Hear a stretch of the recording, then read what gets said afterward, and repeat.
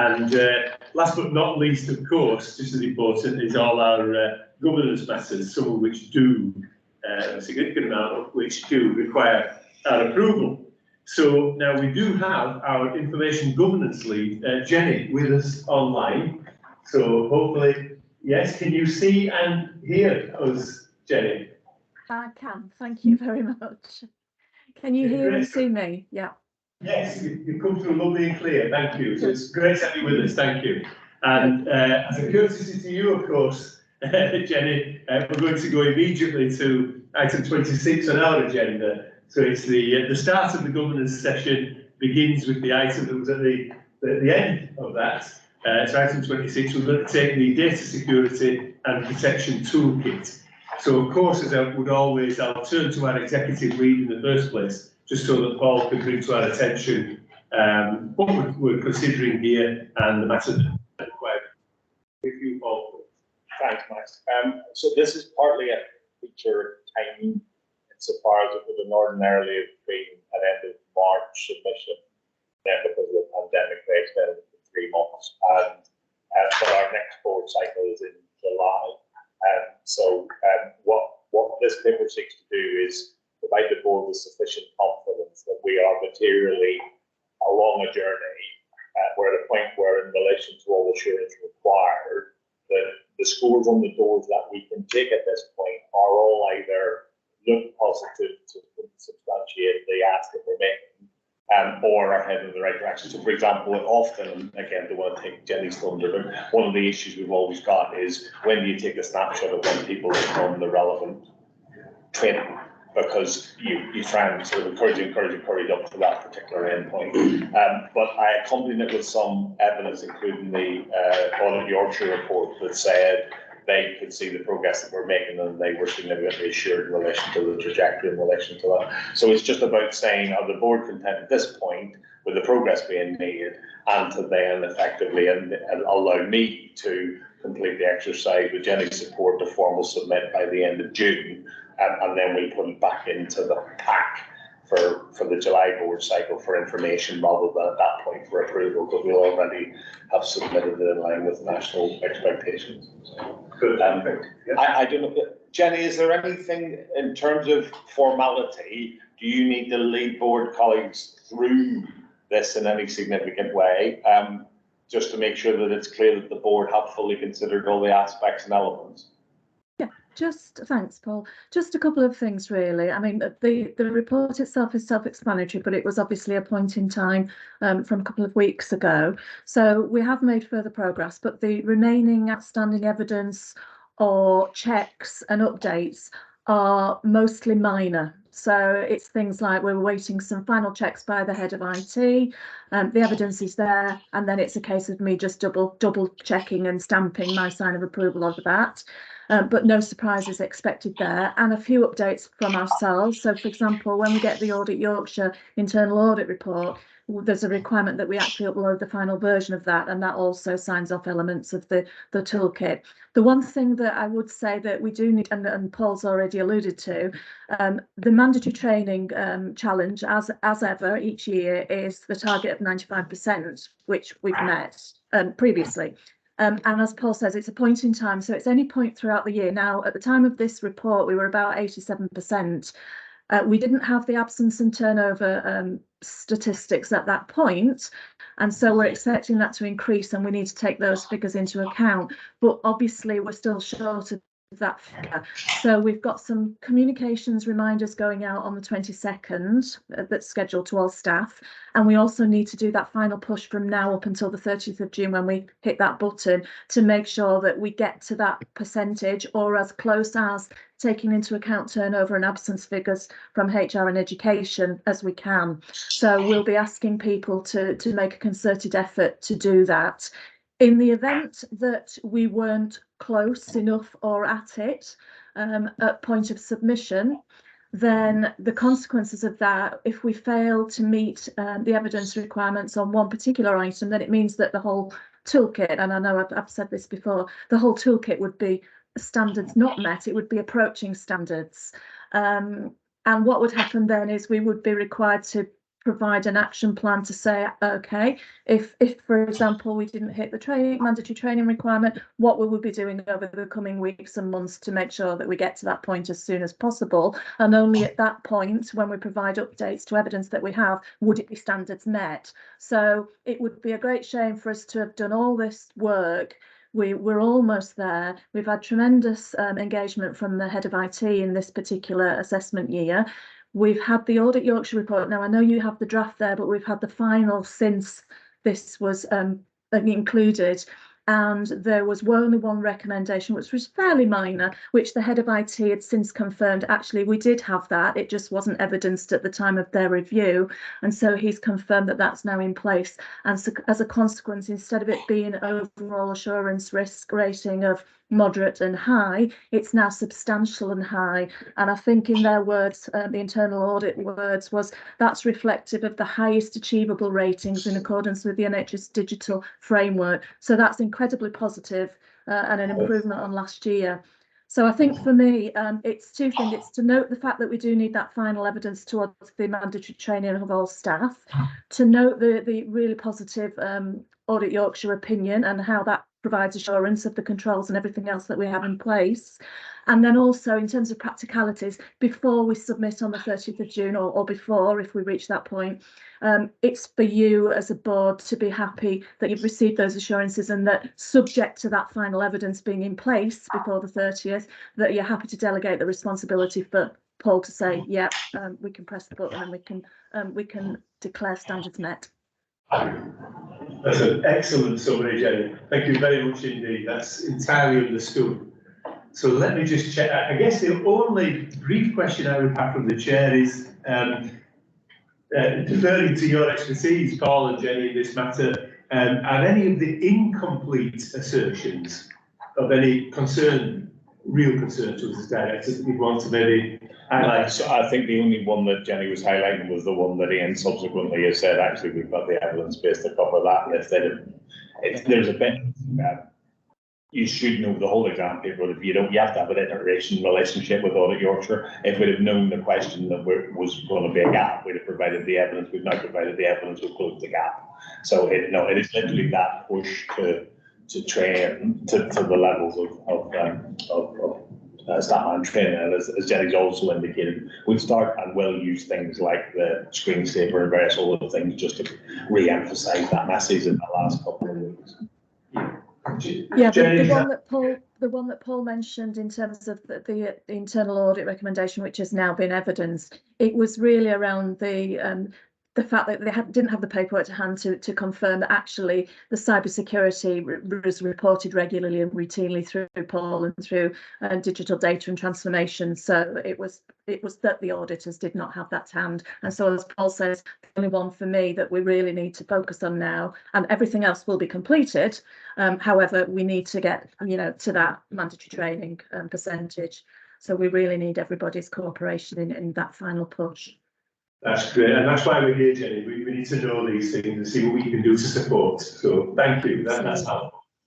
Colleagues, does anything arise, please, from the report and the extremely helpful briefing? We've been asked to note the position and to delegate approval of this submission to the Digital and Data Transformation Committee, and indeed under Paul's leadership, on behalf of us as a board, prior to achieving the submission date on the 30th of June. Max, just for one more assurance, the chair's report from that committee goes to the Quality and Patient Safety Academy. So once I've done that, then the chair's report will go to the Quality and Patient Safety Academy, acknowledging that we have submitted in line with expectations. That's actually really helpful. Thank you. Thanks, Paul. Yeah. Colleagues, content? Unanimously noted and approved? Yeah, that's great. Thank you, everybody. Jenny, thank you very much for giving us your time and being here in person. That's really helpful. Thank you. Great briefing. Thanks very much. You're welcome. Thank you, everybody. Try not to embarrass Jenny too much, but I thought it was really good. She got right to the point, didn't she, the succinctness, and indeed gave us a really good message, didn't she, about the substantial. So, yeah, good stuff. Okay. Reversing back then, thank you for your approval of that. Shall we get on to item 21 and turn to John as three items, isn't there, John, under your command here.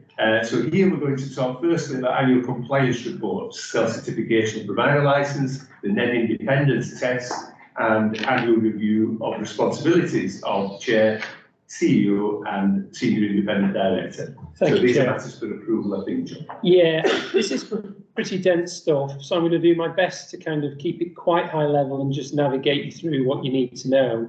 But I do rely on you having had the opportunity to look at some of the detail of this, because once again, there is not the opportunity here to go through all of the detail, and you wouldn't thank me for it.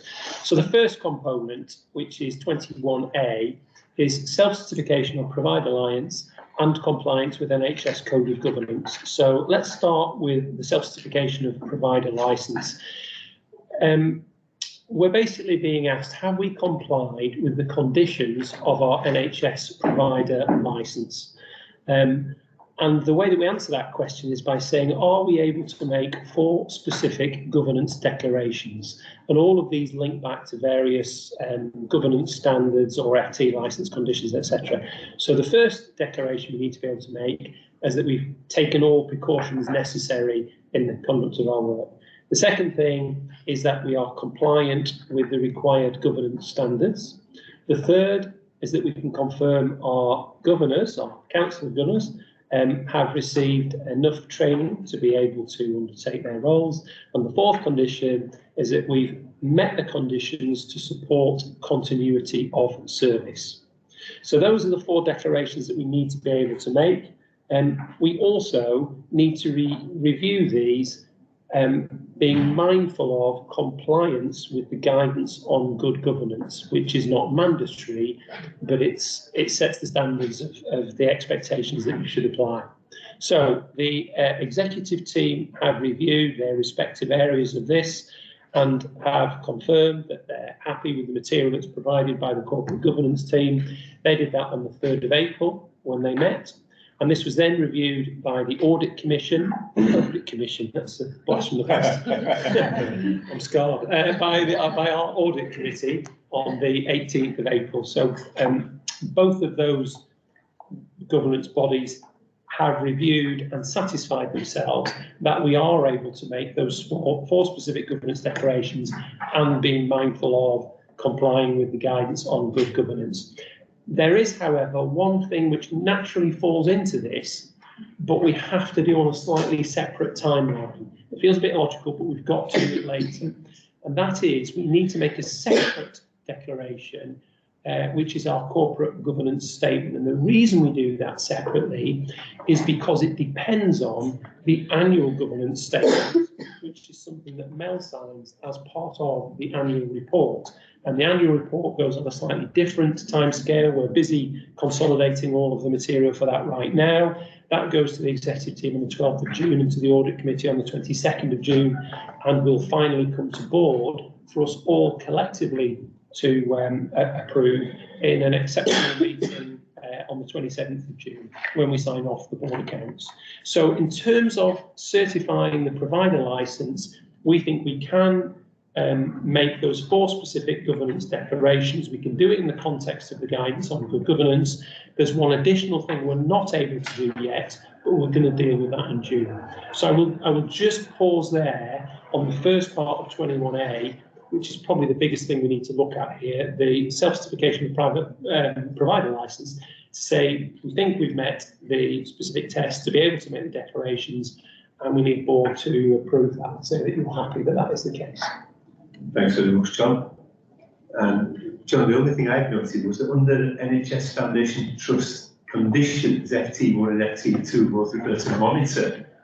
And I wondered whether, are we stuck with that, or is that something? Yeah, so I think the wording needs to catch up. And interestingly, when we go through some of this other stuff, some of the tiny tweaks we've made have been to remove either references to monitor or references to NHS England and NHS Improvement. And it's all been harmonised now to NHS England. But I think the references you allude to there, no, it still says monitor, but will be sorted. So I don't think it invalidates it. You and I both know it's not right, but everybody knows what it really means. Yeah. Yeah, thank you, John. That's fine. Yeah. Colleagues, any comments? Are we ready to approve? Yeah, great stuff, John. That's done. Yeah, we're all approved. Okay. So to be. Yeah. Thank you for that. So the second part of 21A is simply compliance with the Foundation Trust Code of Governance. The Code of Governance has a very small number of statutory requirements. The vast majority of the Code of Governance is actually best practice. It's not mandatory. It's just stuff that we need to observe. And if we're not compliant with any part of the Code of Governance, we basically have to explain why we're not. And we do that in our annual report. Anyway, that's not an issue we're going to worry about because our corporate governance team have undertaken a review. We're satisfied that we're fully compliant. We've taken this through the exec team. The audit committee received a compliance report on the 18th of April and was assured by the report. This is one of those things, the FT Code of Governance, which in future will have a slightly different version of the Code of Governance, but for now it's specific to foundation trusts. So we're satisfied with compliant with the Foundation Trust Code of Governance. The audit committee reviewed the report on the 18th of April and is assured. So again, it's just to bring it to your attention and see if there's any comments, questions or concerns. Thank you, John. And again, an opportunity if there's any comments, colleagues. Sorry. Just take us back on. Yeah. Sorry, can I? Of course. Just go back to the previous recommendation. Yes. Of course you can. Because there's one on continuity of service, that there are two statements, it's either or statements, one, and it all relates to the sign up of our financial plan, and in some respects, the sign up of the system plan. So we weren't in a position to formally sign off the statements until we've got the system plan formally agreed. Yeah. And one is, yes, we're comfortable, we've got all the appropriate resources in place to deliver all our services. Or there's one, we believe after a number of checks, we've got reasonable resources in place, but there are a number of risks we would need to flag. And I think the recommendation will be we go for option B. Yeah. When we've signed off the plan as a system, but then flag up what those key risks would be to us as an organisation. Clearly, we've got such an extensive waste reduction programme as an organisation. That would be number one. The Electric Recovery Fund and the nature of how that will work throughout the year will be another. So we might just tweak. We'll go with the option B, if that's okay, with a number of risks associated with it. That's good point. Thank you, Matthew. John, are you content with that? Yeah, no, it's right. That's an oversight on my part. I should have flagged that. Do we restate that when we come back in June for annual report, annual governance statement? Is it captured as part of that? I don't think it is. I think it's on the website though, isn't it? Yes, we do publish it. Yeah. Okay. No, that's fine. Thank you. Good point, Matthew. Thank you. Yeah. And just on the NHS Code of Governance, was there any further comments required? No? Consent to approve? Yeah, great stuff. John, That's very helpful, thank you. Okay, so I'll move on to 21B, which is NED independence test. It's a requirement of the Foundation Trust Code of Governance that we confirm each of our non-exec directors is independent in character and judgment. So it's doing it for the record. We explicitly identify any potential conflicts and we ask ourselves, do they materially affect the way you conduct your business? Is there anything we need to do? So as part of that, both Barry, who's not here today, and Julie have declared close family ties. Based on what they've declared, we're satisfied there's no material impact. It doesn't affect their independence in character and judgment. Effective mitigations in place. Obviously, we have a register of interests. Obviously, at every meeting, we say if anybody has any declarations they need to make in respect, we do all of that stuff. So we do all the right things. Therefore, we intend to include a statement to that effect that we've met the NED independence tests in our annual report. But if you disagree, it's kind of speak now or forever hold your peace. This is the opportunity to say if you don't think that's right. Thank you, John. Yeah, and the recommendation is clear that we're asked to, this is open, so we're asked to discuss and consider whether we can append the statement shown in the recommendations of the short paragraphs there. Colleagues, has anybody any comments they would wish to make or any further queries? Are we content to approve the recommendation as written? That if the board does agree, we confirm the following statement is included within the annual report 22-23. It's written in there. Yeah, thank you. Very helpful, thank you. In which case we'll move on to the final item 21C, which I know the agenda says it's the annual review of responsibilities. It's not an annual review of responsibilities. We don't review the responsibilities of the chair, the CEO and the senior independent director every year. But what has happened is the new code of governance from the 1st of April introduces a requirement that wasn't there before to publish the responsibilities of the chair, the chief exec and the senior independent director And we didn't have that obligation before. So we're doing it now for the first time. And if those responsibilities change in the future, then we'll revisit it again. So in order to comply, we intend to put this material on our website. It's not new material. The board reviewed and agreed this in May 2020. And indeed, the duties of the SID have been looked at on different occasions. But specifically, the board looked at the role descriptions for the chair and the chief exec using the most recent stuff agreed with the nominations and remuneration committee. So it's all up to date, is what I'm saying. And if it changes again in the future, we need to have another look at it. The code requires the responsibility has been signed off by board. We did it in May 2020. But here's an opportunity, given that we are going to publish it for the first time, to flag if you think there's anything about this which is not consistent with what we said before. We haven't changed it. I think there were some minor tweaks to the SID role description. Other than that, this is material that we have seen before, although it was a couple of years ago. Sure, so thank you. So again, the three appendices, Chairman, Chief Executive Officer and Senior Independent Director, are people content to approve those? And if so, we'll get them published as requested, as required. Yeah. Any comments? Unanimous approval? Content? Yeah? That's very helpful. Thank you very much indeed, John. Thank you, everybody. Unanimous approval and carried through. Okay, we'll remain with John then, please, to go to the next couple of items, which are also for approval. Our Constitution Annual Review, with the appendix and the Foundation Trust Membership Plan. So 22, Constitution Annual Review, please, John. I must have done something very bad in the previous slide. So the Constitution is subject to annual review, and the process for this is that the board agrees any proposed changes before the Council of Governors reviews and approves, because for the constitution of this organisation, it's actually the Council of Governors that ultimately holds the rein. So we're aiming for the Council of Governors meeting in July 2023, and then we will publish the constitution, the refreshed constitution, on our website. So if you look at Appendix 1, you'll see there is one material amendment proposed. There's a number of minor amendments which we needn't concern ourselves with, but the material amendment is in Section 6.10.4, which is on page 16, and it clarifies that a governor can be removed from office for non-compliance with the code of conduct that they sign up to when they take up office.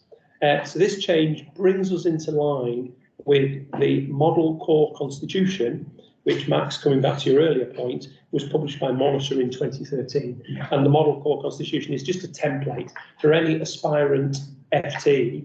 You have to, one of the bits of paper you have to produce is a constitution, and this template is just to give people a guide as to what it should look like. You don't have to follow it exactly, but you kind of have to be in line with it. So we are very nearly aligned to that, but we didn't until now have a specific provision for non-compliance with the code of conduct and what happens. So that's the change we've made. The minor amendments are tiny things like reviewing the data on the cover page and the list of content, and yes, references to NHS England and improvement, which are now simply NHS England. So we've corrected those tiny things, and we've included a new provision about removing governors, if that ever arises. Thank you very much, John. So again, important for us all to note that in July we'll be presenting this to the Council of Governors for their approval. This is a matter for the governors, but of course we want to know the board's view. Are there any comments, thoughts, suggested amendments or changes? Or indeed, do we think the Constitution is properly written, and with a helpful brief from John, we're happy to approve? Yeah? Good. All approved, unanimous. So thank you, John. And on to 23, which is our membership plan.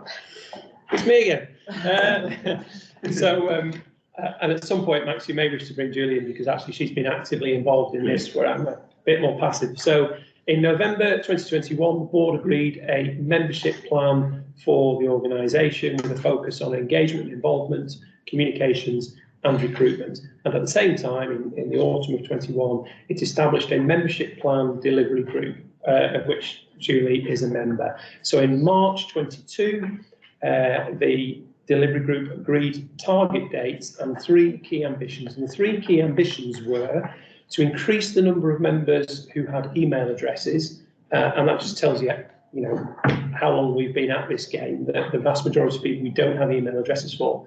So increase the number with email addresses to recruit 100 new members for the Keighley constituency, and to recruit 100 new members aged between 16 and 22. In September 22, we brought a mid-year update here to board, and so now we're basically 1 year on from the start of that work. It's the day of reckoning. I'm here to tell you how we did against those 3 ambitions. Drum roll, thank you.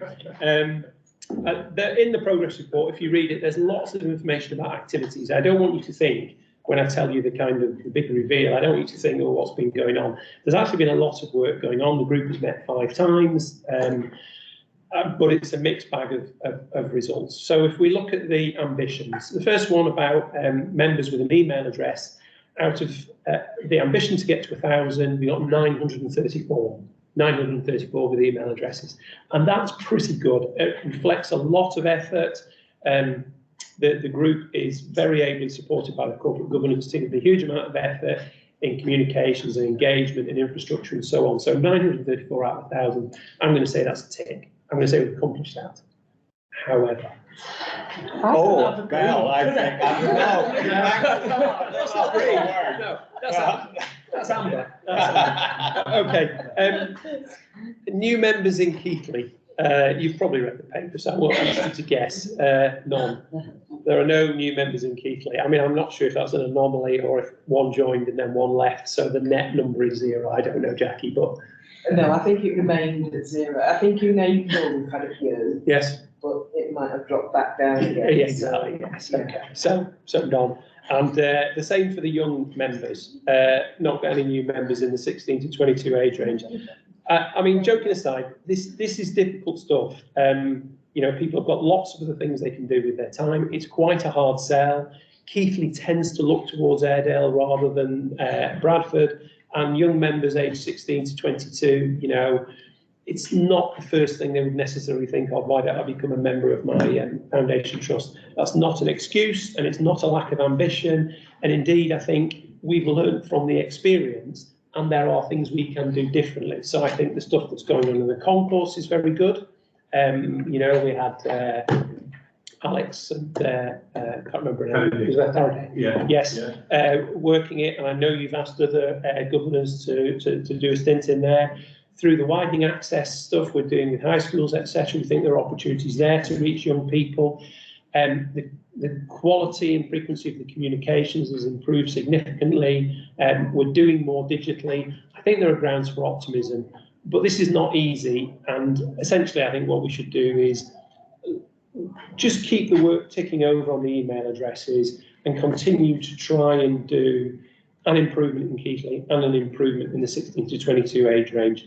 But I'm not surprised it's proving very difficult. And Julie, I don't know if there's any insights from the group, but it doesn't surprise me. The good news is, I think there are lots of other ways in which we are connecting with our community, which perhaps lessens just how important it is that we have Keighley and young people.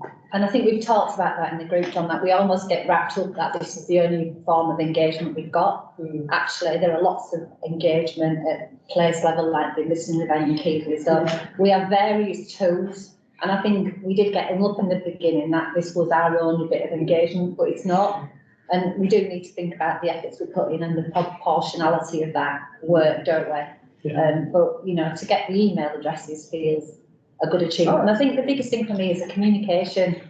You know, improved communications out to our membership feels really important. Yeah, definitely. Yeah. And I think with Keighley and with the young people, so part of that is tapping into other communications and engagement networks. Yes.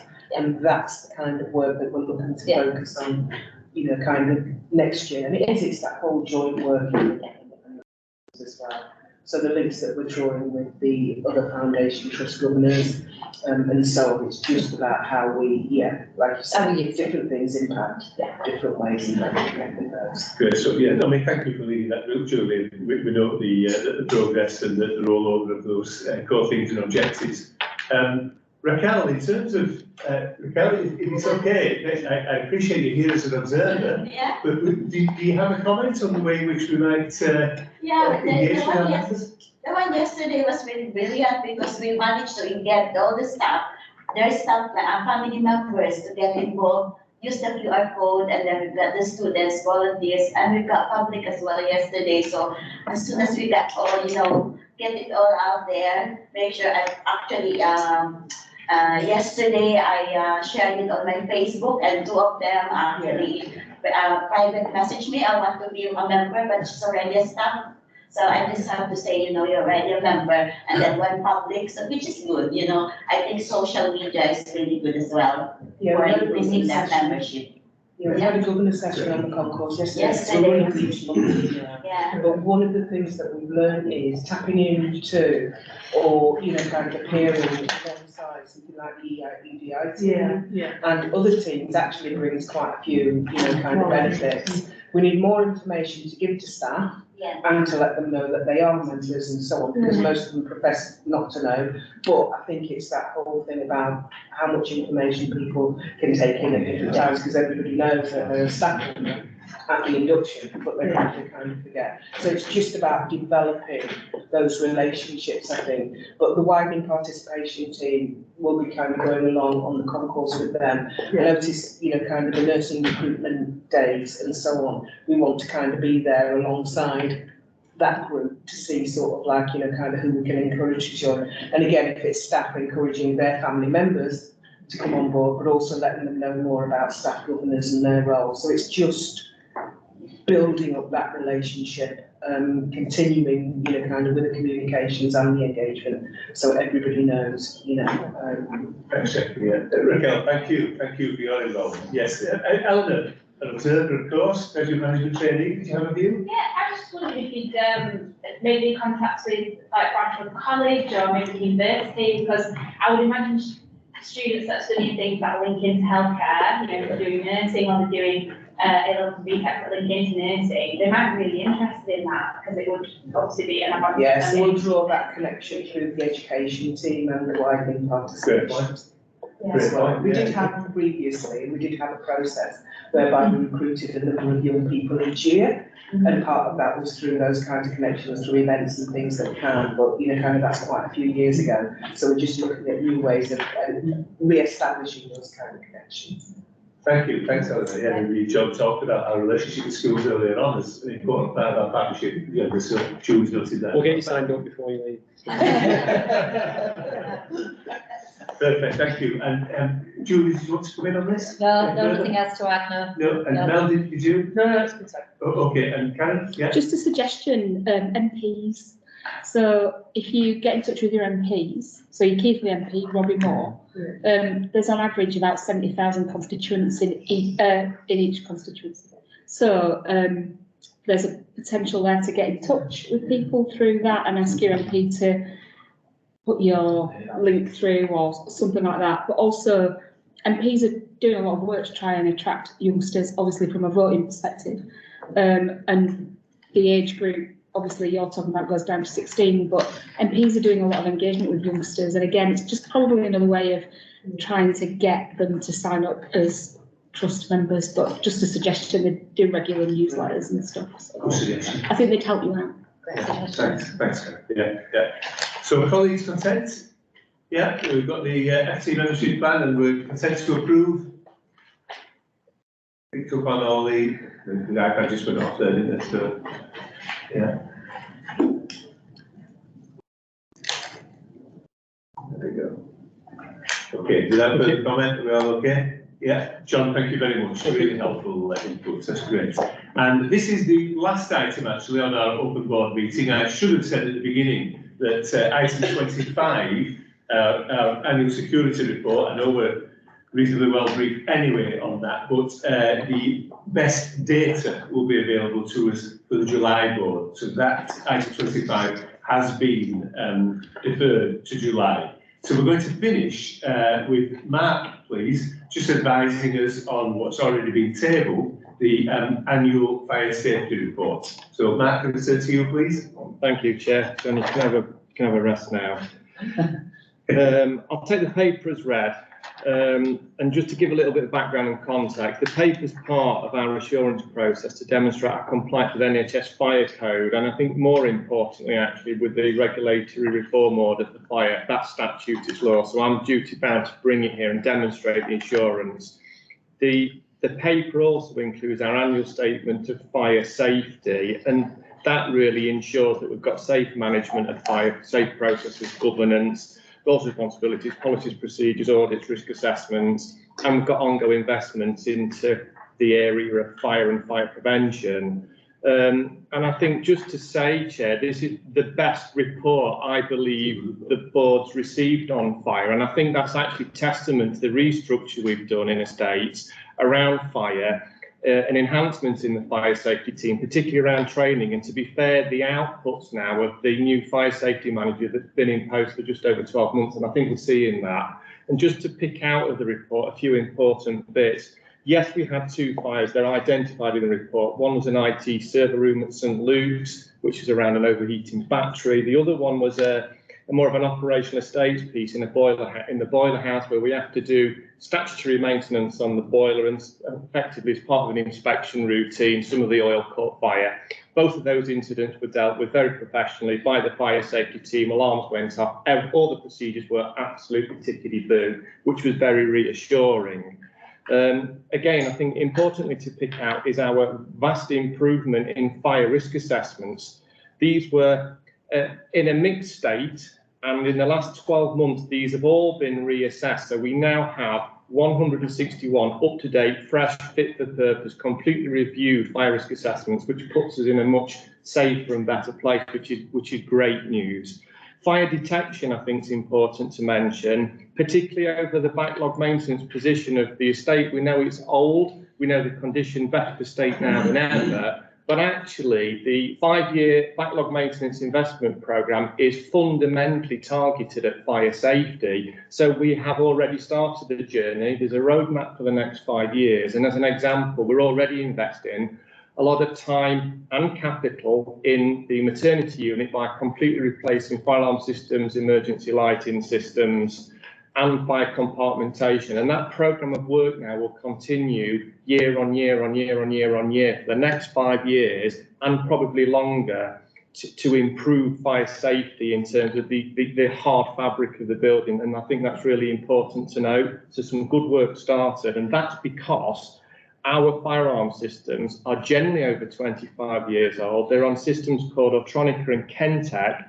These systems are out of date and parts are obsolete. So they're safe, they're compliant, they work, but they're very, very ready for replacement. So this programme will go through the site now over the coming years to replace them to what's called a modern fit-for-purpose Gent Honeywell fire alarm system, which is the new standard. Training has improved slightly, but what we've seen in the report is not really what's been happening, particularly in the last 3 months, whereby the new fire trainer has started, and we've seen some significant improvement in fire training across the piece. And I think some of that's been challenges around the COVID period to get people trained, but it's really rocketed. And again, that's, I think, down to the resource. And I think just one probably last important thing to note is the development of the new fire response team and the procedures that have been put in place. So when a fire alarm goes off now, we've got a completely different model from activation to switchboard to the local fire service and to the people that attend those fire calls. So that procedure has been rewritten, and we've seen a lot of the improvements from that. So I think they were the main points to point out.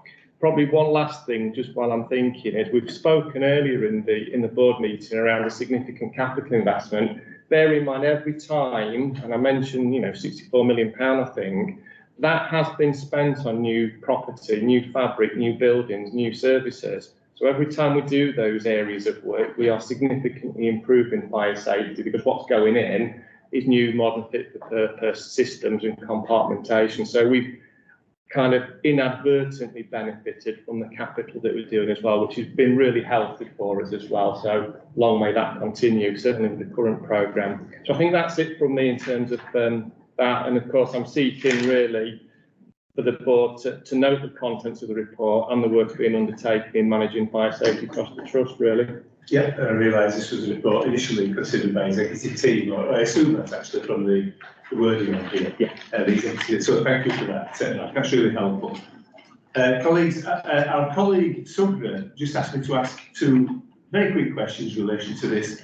It was to do with smoke alarms that are activated through somebody smoking. Yeah. And Subra said, do you know if that's colleagues who smoke our patients, or do we not have that data? We do, if obviously each fire alarm call is investigated and a report is written, where we are able to obtain that information, we do. We don't always. So from the data we've got, I think it's fair to say it's very much a mixed kind of variety, really.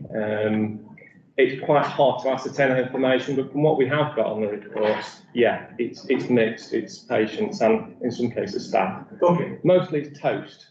Yes, it did say that. As always, and it does make that clear in the report, of course. Yes, thank you. And Sunda's other point was, I don't think she was referring to mistrust, I'm pretty sure she wasn't. I think through a regulatory experience, she's come across people who use certain creams on their arms can pose a risk to themselves if they smoke, and that she'd come across the provision of special aprons for people who need to take a cigarette break. And she just wondered whether, I think Sunda's point was, were you cited on that, and were you aware of that risk and any potential mitigation? Yeah, I think it's fair to say we're aware of the risk, and a lot of this from a patient care perspective is always around the use of oxygen, obviously in a healthcare environment, and obviously in terms of various generally alcohol-based creams that are used for medical care. So I think all the provisions are put in place, certainly from an infrastructure and environment perspective, but I think to really answer that, it would be down to that local care package for that individual to ascertain what that situation is, and actually if there is a fire risk and what mitigation, a risk assessment ultimately that is put in place at a local level to mitigate that. And I understand those things do happen through the care package. Unfortunately, and I'm very much saying this looking at things nationally, not here at our organisation, that, things do happen, and I think we've seen that on the news, whereby, somebody will go for a sneaky cigarette, if you want, when they've been told they shouldn't, they know they shouldn't, or actually they're using something they shouldn't be. So it very much seems it's a self-caused thing rather than anything that, we're not catching as a healthcare provider. But I think it's fair to say all measures are taken that we can do to prevent that from happening, and I think we're comfortable and confident with that. But there are extreme circumstances. I stand to be corrected by my colleagues. I'm not aware that it's been an issue here. I think it was some national experience that some have been exposed to. Yeah. I have myself, to be fair, Chair. And yes, it's difficult. I think as directors, we just want to know that we're vigilant to that, we're aware of the risk, and care planning ought to take that into account. Yeah. Thank you. Thanks. Colleagues, are we content to know the report? Yeah. Great stuff. Thank you very much. That's the end of the safety report. There was no other business suggested, so I think we'll pick up on that. Obviously, the annexes are extremely important and useful. Thank you. Integrated dashboard, the finance report, the performance report, etc. There's other things in there as well that colleagues can see. So thank you everybody for your engagement and for the quality of the discussions and decisions. And I will call this open meeting to a close. We just have a few matters to discuss in closed meeting. That's, as always, occasionally because of the potential to identify particular people or patients, or indeed where there's commercial sensitivities to how we must consider our decisions. So we've got some things to consider. But I'll call the open meeting now to a close and thank everybody for the attendance and the contribution. Thanks everyone.